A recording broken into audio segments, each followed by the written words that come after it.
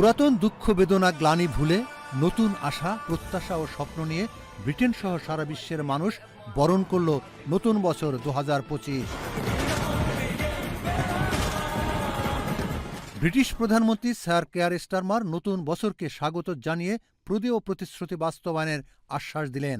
যদিও ক্ষমতা গ্রহণের পর থেকে বিভিন্ন ইস্যুতে সাধারণ মানুষের মধ্যে তৈরি হয়েছে হতাশা। Until you can look forward and believe in the promise and the prosperity of Britain again, then this government will fight for you.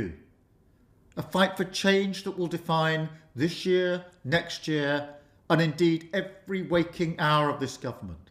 এই লেবার সরকার আবার পরে তো আমরা একবারে যেটা আশা করছিলাম কিচ্ছু আমরা পাইছি না।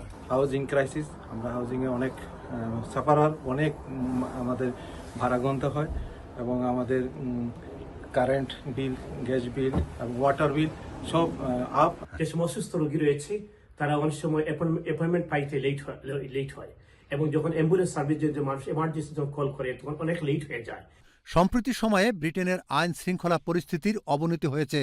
এ থেকে উত্তরণে আরও পুলিশ নিয়োগ সহ প্রতিরক্ষা বাহিনীকে আরও শক্তিশালী করার আহ্বান এই আইনজীবীর। ফার্স্ট অফ অল হলো আমাদের পুলিশ বাহিনীকে প্রপার স্ট্রাকচার দিতে হবে, ইনফর্ম করতে হবে এবং তাদেরকে বড় একটা পুলিশ ফোর্স বানাতে হবে, যেটা কিন্তু লেবার পার্টির একটা কমিটমেন্ট ছিল।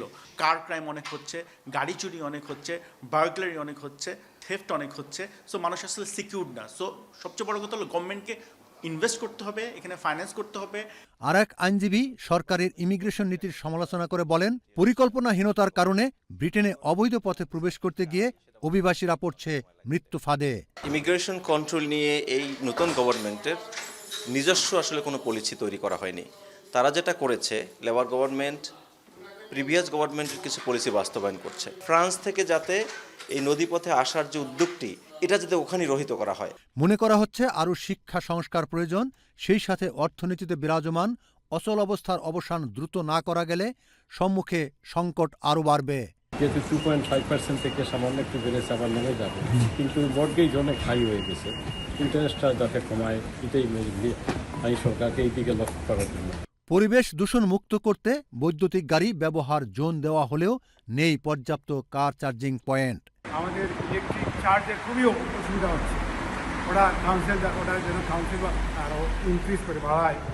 আর দ্বিতীয়ত হলো যে আমরা গাড়ি চালাতে গিয়ে আমরা সাফারিং করতেছি সাইকেলিস্ট, যারা ডেলিভারি করতেছে, ওরা ঠিকমতো লাইন মানতেছে না। তবে সাবেক এই স্পিকার মনে করেন আবাসন খাতে এই সরকার অনেক কাজ করছে।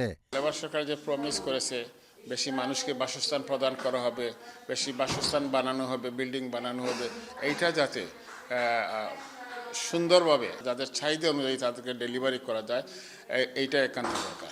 নতুন বছরে লেবার সরকারের হাউজিং, ইমিগ্রেশন, আইন শৃঙ্খলা, নিরাপত্তা, শিক্ষা ব্যবস্থা ও অর্থনীতি সহ রয়েছে অনেক প্রতিশ্রুতি। সরকার সব প্রতিশ্রুতি পূরণ করবে এমনটাই প্রত্যাশা সকলের। Mohammad Rezaul Karim Mridha, channel S news, London.